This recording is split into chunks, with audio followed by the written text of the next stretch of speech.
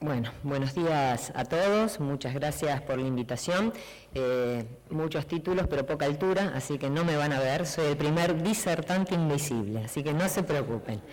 Bueno, como dijo Alfredo, vamos a hablar un poco del maíz en el mundo y vamos a hacer un análisis comparativo entre los distintos productores. Ya algo nos anticipó Patricio Grassini ayer de cómo había evolucionado la producción de maíz en las últimas décadas. Y vamos a seguir parados en estos últimos 50 años. El temario que les propongo es breve, tenemos 25 minutos para esto, así que intentaré acomodarme en el tiempo. Vamos a repasar un poquitito ese rendimiento mundial, vamos a ver ese pasado, pero vamos a hacer una cierta prospectiva, vamos a ver cómo nos lleva hacia el futuro, las tendencias actuales o qué deberíamos cambiar. Como dijo Alfredo, vamos a analizar un poquitito a los principales países productores, quiénes son los principales responsables de esa producción y con qué rendimientos, y vamos a volvernos un poquitito más locales. En este congreso sé que a varios les interesa, porque hacemos mejoramiento y producimos maíz no solo en Argentina, sino en algunos países vecinos, y vamos a ver si con esas tendencias podemos interpretar un poco la adopción de tecnología que hubo en las últimas décadas como para darle un marco a lo que vimos ayer, que tienen cuestiones de adopción de tecnología, y lo que va a venir. Así que parémonos un poco en lo que fue esa evolución del rendimiento. Ya nos decía ayer Patricio, van a ver que a veces las cosas difieren muy poquito en kilogramos por hectárea, eso depende a veces de qué periodos abarca uno para hacer los análisis. Y en esto más o menos coincidimos con Patricio en que si uno toma los datos de la FAO, que es la principal fuente de información, a la cual a su vez vuelcan información los países a través de sus ministerios, lo que uno encuentra en la página del Minagri, que también vimos algunos datos ayer, es lo que va a encontrar en la página de la FAO para la Argentina, podemos ver que la mejora de rendimiento, el rendimiento evolucionó en esta última década a un paso bastante constante. Si bien cuando uno utiliza modelos que permiten particionar esa evolución, mostrando tendencias en distintas etapas, encuentra algunas diferencias, para el caso del rendimiento es bastante estable y evolucionó a una tasa de unos 64,3 kilos por hectárea año, que si lo expresamos en modo porcentual, y ahora vamos a ver para qué hacemos eso, esto significa dividir esa tasa por el rendimiento promedio del mismo periodo, que es el que allí está indicado, unos 3.550 kilos por hectárea para los últimos 50 años, nos da una tasa de ganancia anual de 1,81% por año. Y veamos por qué nos interesa esto. Esto nos interesa por las proyecciones a futuro, haciendo ya un poquito de prospectiva. En el año 2013, este caballero, Rey, se paró con los datos hasta el 2008 de la FAO y por varias cosas que hizo la FAO por entonces, son todos escenarios proyectados, se ha estimado que la producción para el año 2050 debía duplicar a la del 2008 para satisfacer las demandas de la población, que todos sabemos va a aumentar a unos 9.000, 10.000 millones de personas. Entonces, ¿qué es lo que deberíamos hacer si nada cambia y solo debiera cambiar el rendimiento para alcanzar esos objetivos? Bueno, uno ahí lo que tiene puesto es el rendimiento en grano actual, del año 2008, los años proyectados y la tasa, ese valor B, que está por ahí, que es el valor de ganancia porcentual del que les hablaba antes. Entonces sí, debemos duplicar la producción para el año 2050 y teníamos en el 2008 42 años por delante. Esto significaría una tasa de ganancia de 2,38%. A primera vista, yo les había dicho que estábamos en 1,81% anual, no parece un escenario tan difícil, tan lejano de alcanzar. Sin embargo, matemáticamente hablando, si nada cambiara y continuáramos con los ritmos de crecimiento de rendimiento, no muy importante aumento de la superficie sembrada, con el consecuente impacto de esto sobre la producción, lo que ocurre en realidad es que a una tasa constante de 64,3 kilos por hectárea año, a medida que los rendimientos mejoran a ese ritmo y vamos teniendo, en vez de los más o menos, todavía estamos un poquito por debajo de los 6.000 kilos por hectárea por hectárea actualmente de rendimiento promedio, y vemos la evolución, veríamos una curva de esta naturaleza, o sea que esa ganancia se va a ir diluyendo y lejos de mejorarla hacia los 2,4% que nos decía Rey que debíamos alcanzar, al cabo de X tiempo vamos a ir perdiendo. Y con eso vamos a llegar a rendimientos medios importantes, pero quizás tarde.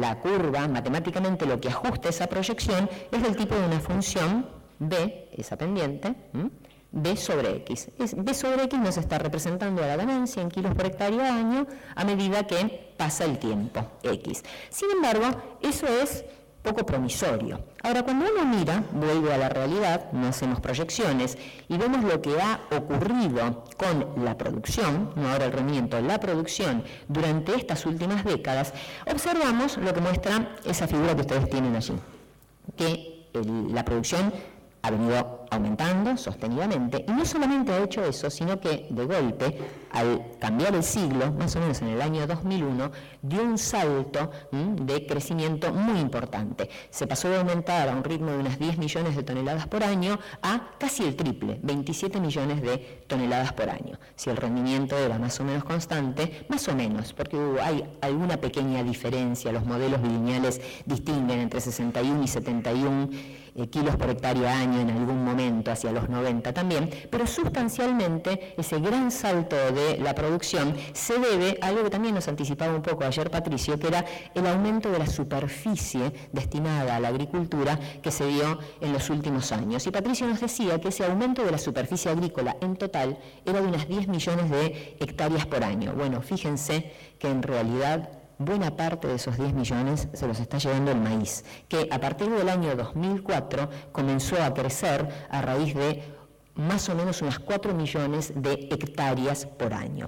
Entonces, con estos elementos pasó de aumentar a un ritmo que no alcanzaba el millón de hectáreas por año a 4 millones, como les decía. Si uno toma estos datos y hace una prospectiva, dejemos de lado si es algo que puede o no ocurrir en función de las hectáreas disponibles para hacer agricultura, si es algo sostenible, si es algo que puede traer consecuencias indeseables el utilizar en forma agrícola ciertas regiones, porque buena parte de esas 10 millones de hectáreas, de esas 4 millones de hectáreas de maíz, como les decía, es genuino aumento de la superficie agrícola. Cuando uno trata de asociarlo al cambio de superficie de otros cultivos como trigo y arroz, en realidad no hay relación alguna. Puede haberla localmente, pero el maíz no ha estado sustituyendo en el mundo área destinada a otros cultivos, ha estado ganando área genuinamente. Cuando uno proyecta, como les decía entonces, la condición más actual, más o menos después del año 2000, de progresión más o menos constante de rendimiento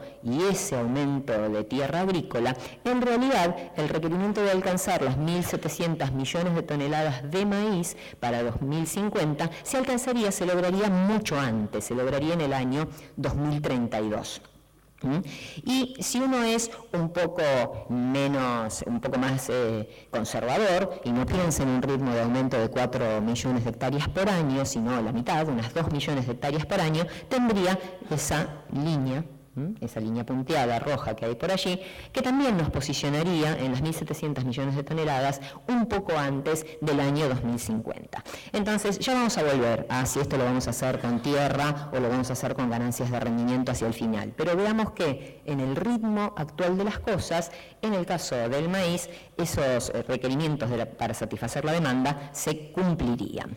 ¿Quiénes son los responsables de esa producción y de lograr esa producción? Bueno, lo que hicimos fue analizar para esto un poco los últimos 20 años. ¿Por qué los últimos 20 años? No fue caprichoso, porque en el año 1993 la Unión Soviética deja de ser tal y empezamos a tener se divide en la Federación Rusa y en otros países, y a partir de ese momento cambian unas cuantas cosas en el sistema de producción de cultivos. Pero concretamente para el caso del cultivo de maíz, si uno se para en 1993 y mira los datos hasta el año 2012, recién acaba de cargar las faulos de la campaña 2013, encontraría esos nombres. ¿Qué significa esto? Que en los últimos 20 años, los países que están en verde, Argentina, Brasil, China, Francia, India, México y Estados Unidos, participaron siempre con su producción en representar el 80% de la producción de cada año. O sea que esos son los jugadores más importantes. Por supuesto que se destacan China y los Estados Unidos, porque ellos dos solos representan casi el 60% de la producción mundial. Bastante más lejos, pero con una producción importante, llega Chile, que en promedio de los últimos 20 años representó el 6,2% de la producción anualmente. La Argentina, todos los demás tienen participaciones entre un 2 y un 3%. Después viene un grupo de países que tiene producciones entre el 1 y el 2% de la producción mundial anual, que son Indonesia, Sudáfrica, Canadá, Italia, Rumania. Todos ellos, de esos 20 años, por lo menos en la mitad de la serie o más, participaron en contribuir al 80% de la producción. Y algunos otros jugadores menores, como Ucrania, Hungría y Nigeria, que aparecieron esporádicamente en 1 o 2 años y apenas arañan el 1% de la producción mundial. ¿Cómo fue la evolución de rendimiento de estos países en estos últimos 50 años? Y después nos vamos a centrar nuevamente en los últimos 20 de los que hablaba. Bueno, los dos grandes productores, Estados Unidos en negro y China en rojo, evolucionaron a un ritmo muy sostenido sus rendimientos a lo largo de estos años. En Estados Unidos casi sin percibirse cambios. En China uno ve un poquitito un cambio de un ritmo importante de aumento del rendimiento a declinar un poco ese aumento a partir justamente de la década del 90. ¿Y los demás jugadores qué hicieron? Bueno, acá hay cosas bastante diferentes. Por supuesto que están los países de grandes rendimientos, con mucha tecnología, principalmente algunos países europeos, como Francia, allí en azul, Italia en blanco, Canadá, un productor de rendimientos medios muy elevados, todos comparables a los Estados Unidos. Ya empieza a destacarse algo que Patricio Grassini en su paper de Nature Communications reciente que me mencionaba ayer. Italia, ya desde hace más o menos 20 años, tiene rendimientos elevados pero muy estancados. Si ustedes revisan ese trabajo, van a encontrar detalles al respecto. Después, ¿quiénes aparecen? Después aparecen jugadores nuevos pero muy importantes, varios de aquí de Sudamérica, Argentina, allá arriba en celeste, en punteado más abajo, Brasil, que venían al revés de estos países europeos como Italia, venían con ritmos de ganancia de rendimiento un poco más lentos y de golpe, en los últimos 20 años, aumentan de manera sustancial el ritmo de crecimiento de rendimiento. Y algo parecido se nota en Sudáfrica. Y después tenemos un conjunto de países que, si bien tienen aumentos de rendimiento, van muy lentamente, como Nigeria, India, México en Latinoamérica. Y otros países, de ahí la importancia de distinguir el cambio político que ocurre en 1993, como Hungría y Rumania, que como bien señaló ayer Patricio, venían con aumentos de rendimiento interesantes, el ritmo, la pendiente de aumentos de rendimiento interesantes mientras formaron parte del bloque y estuvieron subsidiados, y a partir de ese momento tienen una erraticidad en su producción muy grande, excepto el caso de Ucrania, y que hoy la tenemos en el escenario político en todos los diarios y vemos el porqué del interés en este país que a partir de la disolución del bloque soviético empieza a crecer a un ritmo sostenido de rendimiento. Veamos cómo utilizamos estos resultados y volvamos a esa figura en la que yo les mostraba que era algo poco alentadora, que la ganancia de rendimiento cuando uno la miraba porcentualmente se diluiría si era constante a lo largo del tiempo. Ahí están representados los países de los que acabamos de hablar en el periodo que nos interesaba, el de los últimos 20 años. Y en negro, los que están indicados en negro, forman como una línea de frontera, porque se destacan claramente de rendimientos medios elevados, o para un mismo rendimiento, una ganancia porcentual más elevada que la de los que están en blanco. Si uno traza un ajuste por estos países, lo que observa es que el ritmo de ganancia porcentual decrece anualmente a una tasa de aproximadamente 0,005% por año, por cada kilo de aumento del rendimiento, o sea,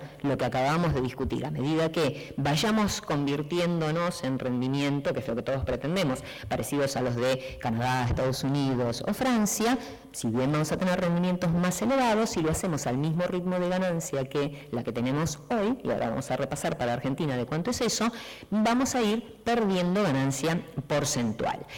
Comparémoslo con lo que les mostraba recientemente. Todos estos países tienen un ritmo de ganancia mucho más elevado que el promedio mundial que les presentaba en una de las primeras diapositivas. Y después tenemos ese grupete que ya mencionaba: India, Nigeria, México, China y Hungría y Rumania más recientemente, que se despegan. Y particularmente en el caso de India, Nigeria, México, esto es bastante atribuible a aspectos relativos a su adopción de tecnología. Entre otras cosas, los caracteriza, por ejemplo, no utilizar en forma masiva semilla híbrida, mucho menos híbridos simples de maíz. Todavía predominan muchas poblaciones mejoradas. En cambio, para esta población, si uno ahora ya no mira una relación lineal y más críticamente vuelve a esa relación de tipo B sobre X, estamos hablando de países que van a un ritmo de ganancia de unas 118 kilos por hectárea año y que le irán diluyendo a lo largo del tiempo de manera porcentual, como ya les comenté. ¿Cómo vamos, Alf? Bueno, entonces hablemos ahora un poquitito de, porque yo no lo veo, y él dijo que me iba a hacer señas, así que le iba a hacer señas acá a la pantalla. Entonces hablemos un poquitito ahora de las tendencias regionales, porque como bien decía Patricio ayer, en estas últimas décadas, Latinoamérica se convirtió en un jugador muy importante de la producción de maíz, en especial por los saldos exportables respecto a varios de estos países más importantes. Entonces hablemos un poquito de las tendencias regionales.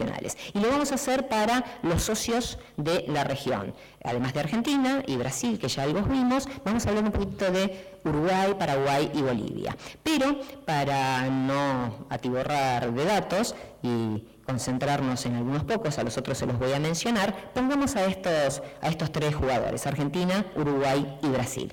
¿Qué pasó con la superficie? Porque han hecho cosas bastante distintas estos países en estos últimos 50 años. Como quizás es más familiar para el caso de Argentina, que está ahí a la izquierda de ustedes, derecha mía, la superficie de maíz no mostró cambios en una tendencia que se pueda ajustar a ningún modelo. Osciló más o menos entre unas muy bajo, pero en general 3 y 4 millones de hectáreas. Por lo general nos hemos movido en esos valores, excepto en los últimos años, las últimas 3 campañas que registramos un ascenso hasta llegar a la última de unas 6 millones de hectáreas.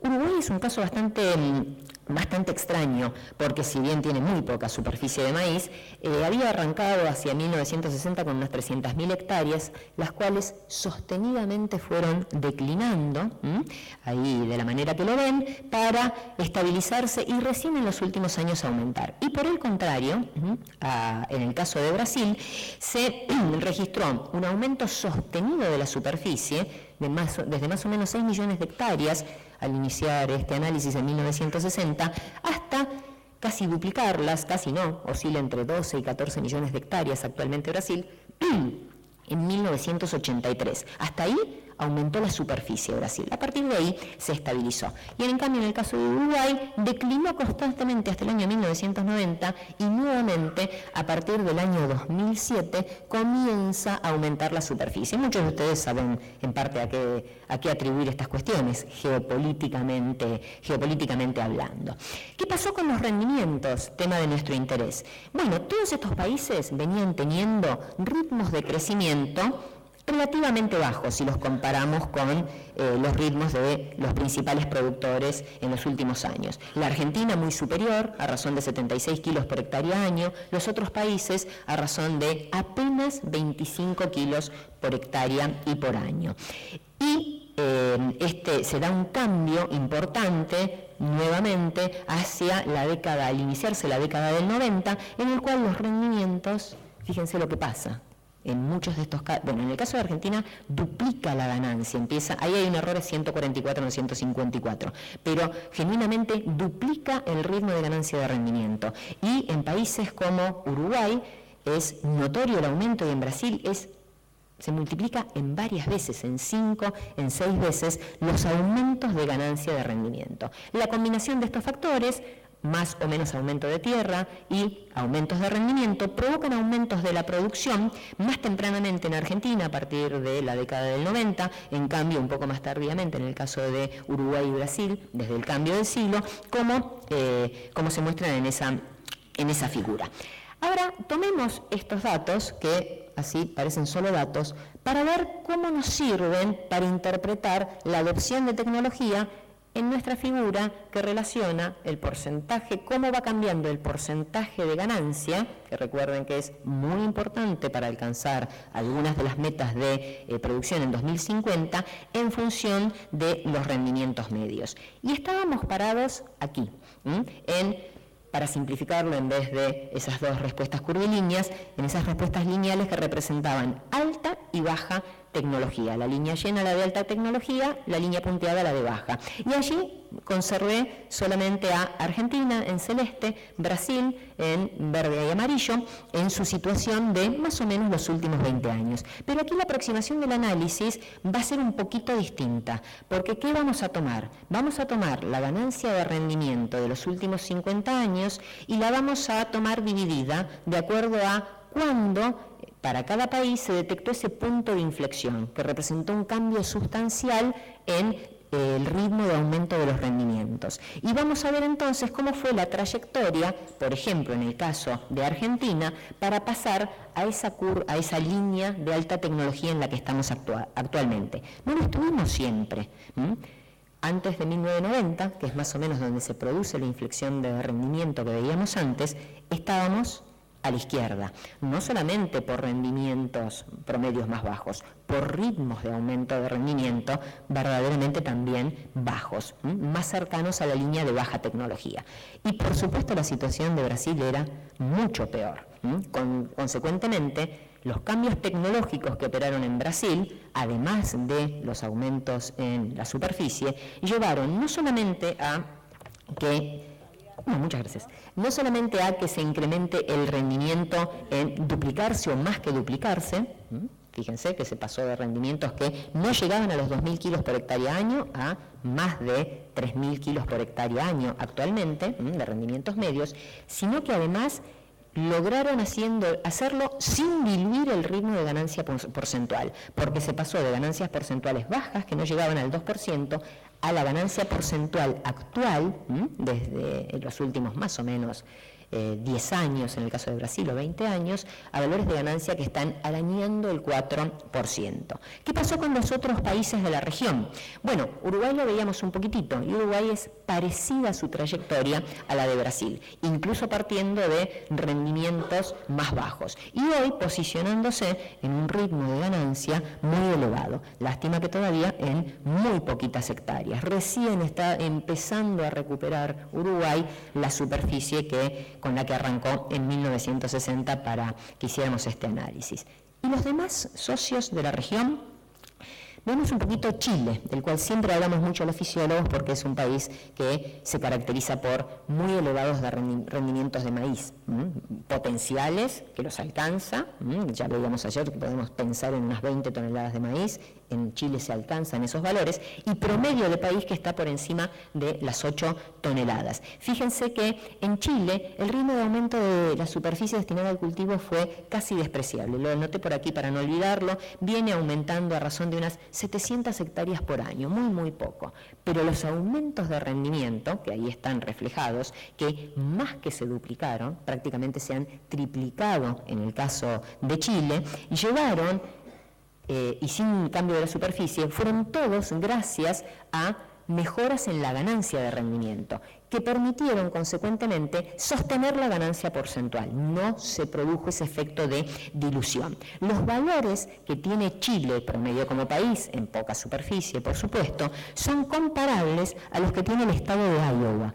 Iowa tiene rendimientos medios y ganancias de rendimiento de esas naturalezas. ¿De cuánto estamos hablando en kilos por hectárea año? En el caso de Chile se pasó, en 1977 se produce el gran quiebre en el ritmo de ganancia y pasa de ganancias ya elevadas, 104 kilos por hectárea año, a 236 kilos por hectárea año, en buena medida por una adopción masiva de riego. Eso es lo que opera como adopción tecnológica en el caso de Chile.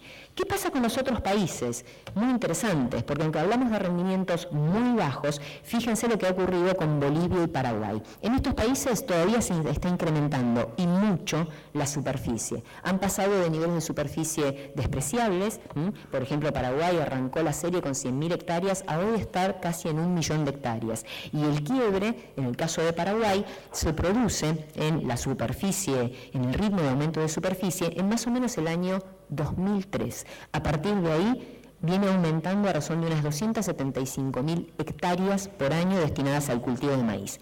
Y pasa también hacia el año 2007 de aumentos de rendimiento que eran solo de 31 kilos por hectárea a aumentos de rendimiento de 356 kilos por hectárea y por año. Consecuentemente, la ganancia porcentual se mueve de valores muy bajos a valores que tuvimos que quebrar el eje. Fíjense que están teniendo valores de ganancia enormes. ¿Cuál es el corolario de esta figura? Que el impacto de la adopción de tecnología es enorme en los ambientes de peores rendimientos. Tenemos duplicar el rendimiento, es sencillo con la adopción de tecnología, y se traduce en aumentos porcentuales de la ganancia realmente siderales, muy por encima de los que van a ser necesarios a nivel mundial para satisfacer la demanda del 2050. Entonces, para concluir un poco, ¿qué aprendimos del análisis de estos datos? Que la ganancia de rendimiento del cultivo de maíz en los últimos años fue de más o menos unos 64 kilos por hectárea año, que representó un 1,81% por año. De mantenerse estos valores, como les decía, en lugar de mejorar, vamos a irla diluyendo. No vamos a alcanzar ese 2,38% anual que Rey decía iba a ser necesario para llegar a los requerimientos de producción del 2050. No obstante, también vimos que simultáneamente la producción fue aumentando, pero que este aumento brusco del ritmo de crecimiento de la producción, que casi se triplica el ritmo en el 2001, estuvo principalmente marcado por los aumentos en superficie destinada al cultivo, que se multiplicaron en casi 5 veces el ritmo, no digo la superficie, el ritmo de lo que venía trayendo en el año 2004 en particular. De sostenerse estas tendencias de crecimiento, vamos a alcanzar los valores requeridos para el 2050. El problema es que esto va a implicaría aumentar unas 70-80 millones de hectáreas a la actual superficie del cultivo de maíz, con todas las implicancias que esto tiene. Adicionalmente, una mejora en la adopción de tecnología de grandes productores como China también tendría impactos muy fuertes en la producción mundial. Haciendo un cálculo somero recientemente, decíamos que de aumentar algunos parámetros muy levemente, la producción de China se puede duplicar, poner otras 200 millones de toneladas muy fácilmente de un año para el otro. Con esto se reduciría la presión sobre el requerimiento de aumento de tierra que habíamos conversado. Y estas tendencias decimos que son posibles porque son las que hemos observado en países de Sudamérica. Estos progresos parecen ser alcanzables con ajustes de la tecnología. Uno sencillo en muchos de estos países, que fue lo que operó en Paraguay y Bolivia, es la adopción de híbridos comerciales, de programas élite. China tiene híbridos comerciales, pero no tiene un desarrollo de germoplasma de maíz tan específico como el que tienen los países productores centrales. Un último mensaje que no está aquí es que siempre es muy sorprendente ver los ritmos de ganancias de los lugares que representan los sitios de mejoramiento. Cuando uno toma el partido donde está ubicado Venado Tuerto, el ritmo de ganancia del cultivo de maíz para ese partido es de unos 180 kilos por año. Es el más alto del país, mucho más alto que Balcarce, que cualquier lugar agroecológicamente espectacular que tengamos en la Argentina. ¿Por qué? Porque el sitio específico de la mejora es también muy importante. Lo mismo que les mencionaba de Iowa respecto a los Estados Unidos en su conjunto. Bueno, espero haber estado más o menos en tiempo. Muchísimas gracias.